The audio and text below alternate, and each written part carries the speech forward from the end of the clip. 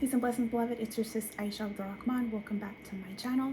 If it is your first time here, welcome to my channel. I'm your sis Aisha Abdul Rahman, also known as Aisha LaDon here on the internet. I am a library science information technology student working on my master's degree in libraries and archives. Here on my channel, I talk a lot about genealogy, genetic genealogy and DNA, African ancestry, and my travels, my own personal genealogy journey. In today's video, I'm going to share some of the worksheets or forms that you need to really organize your genealogy research. So I've got my handy dandy list here and I'm ready to go. So if you guys hear some background noise, I have adult children and sometimes they just don't behave properly. So yeah, adult children. Not children, not kids, not pets, adult children. So let's go ahead and just get straight into the video. The first thing on my list is your resource checklist. So your resource checklist that I'm referring to is a list of all of the different things that you need to check and all of the places that you need to check for each person that you're researching. So their vital records. Did you check for a birth certificate?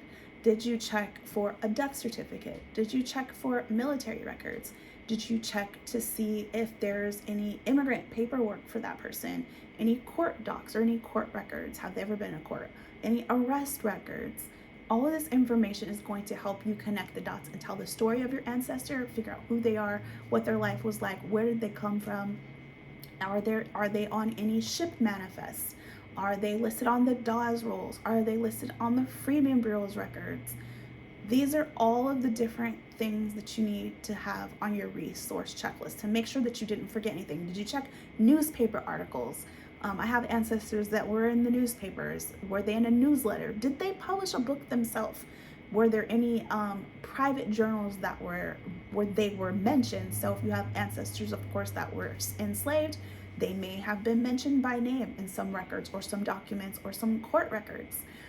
There is a very long list of resources and places that you can check to find information on your ancestors that you need to keep track of. Not only did you find that information, but remember where you got that information from, and if there are any copyright laws associated with your usage or ability to share that information. For example, if you go to the National Archives, there's records that have copyright laws that say it's okay to share for educational purposes, but there are some where it says you're free to recopy it, reuse it, or even publish it, to republish it as a part of your work. So you need to know what are the copyright laws associated with your own ancestors' records. The next thing on the list is, of course, your family tree. Your family tree, I would say, start out with 5 to 7 generations, and it will start with yourself. There's different types of family trees. There's a cute little fan one, there's a vertical one, there's a horizontal one. Whatever works for you, pick one. You need that family tree, and it kind of just starts out with yourself, then your parents, then your grandparents.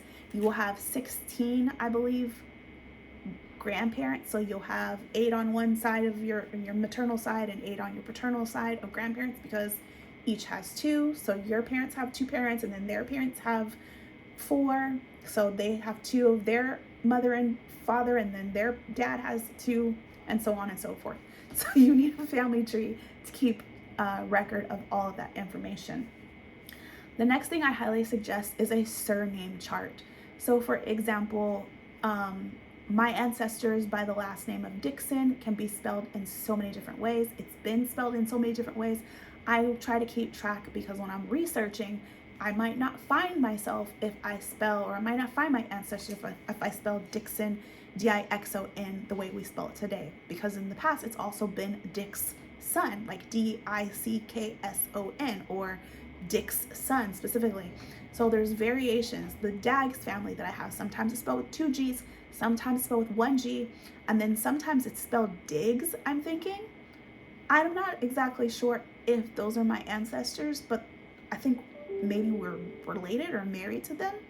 So you want to keep a chart for each ancestor, and if there's any variations in how their names are spelled, because there were no grammar, there was no spelling back then, and people just spell things the way that sounded good to them and the way that they pronunciated them. So the way that I spell my last name would be different than the way my brother spells his last name. Even though we're brother and sister, the way we spelled it when we wrote it out could have been different. The next thing I would highly suggest is you have a family group sheet. And your family group sheet is basically going to say, this is the mother, this is the father, these are the children that they had, this is when each person was born, and this is where they were born. And it kind of helps you to keep each family unit organized. So you'll have a mother and father and all their children, and then very similar to census records, then you'll have the father and mother of that person and all of their children and their siblings. So you would have me and my husband and all my kids. Then you also see my mother and father with me on there with, well, I only have one brother, with my brother. But back then there could be 8 or 9 of us brothers and sisters. So you have your family group worksheet as well. There are also your vital records worksheet. Some people keep them a part of the family group worksheets and some people keep them separate, where basically says, this is Aisha, this is where she was born, this city, this state, sometimes this time, to these 2 parents at this hospital. This is her death certificate. This is when she died. This is where she's buried. Another great resource that I didn't mention is Find Your Grave. You can find pictures, you can find information about where your ancestors are buried at Find Your Grave. There's also the African Burial Project or the African American Burial Project. Those are some things that you might want to have on your resource checklist as well, is where your ancestors were buried. So that is the vital records worksheet. I also highly encourage, if there's photos, if there's videos or audio of your ancestors, what I have done is when my grandmother passed away, I inherited hundreds of obituaries. I'm working on scanning them and digitizing them and creating kind of like my own personal archives so that they can be passed on to my children, because those papers are not going to last forever. I have emails that I've sent back and forth between me and my grandmother, talking specifically about our family history. I want to preserve those as well and digitize or save those records to be archived. If you have audio files, so for example, my mother has a voicemail left from her brother. So her brother passed. She has a voicemail that he sent her that she wants to keep. So audio files, video files, pictures, photos, those are also things that you want to be able to save and digitize and essentially create your own family archive. So the next thing is, as I mentioned before, is citation. Is you have all of this information, but you really also need to remember, where did I get it from? If you need to go back, if you need to double check, if you need to share with somebody where they can find similar information, is where am I pulling all of this information from? You need to cite your resources, like we weren't learned in school. You need to remember, where did all this information come from? And again, what rights of usage do I have to all this information? This is why I say keeping it all on paper is not a great idea. You don't want your descendants to inherit a bunch of paperwork like I did. I inherited so many obituaries and so much paperwork from my grandmother. So now I am digitizing it. I will keep all of the physical photos and all of the physical documents, of course, but they will not be able to be preserved forever.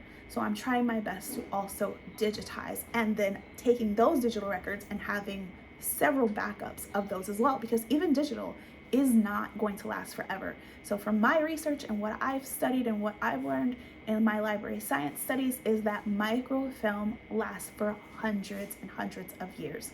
Digital records, they get destroyed, your hard drive goes out, files get corrupted. So even digital is not forever, but you have to do your best to preserve what you can. That's it pretty much, you guys, for this video. Life is good. Have a blessed day.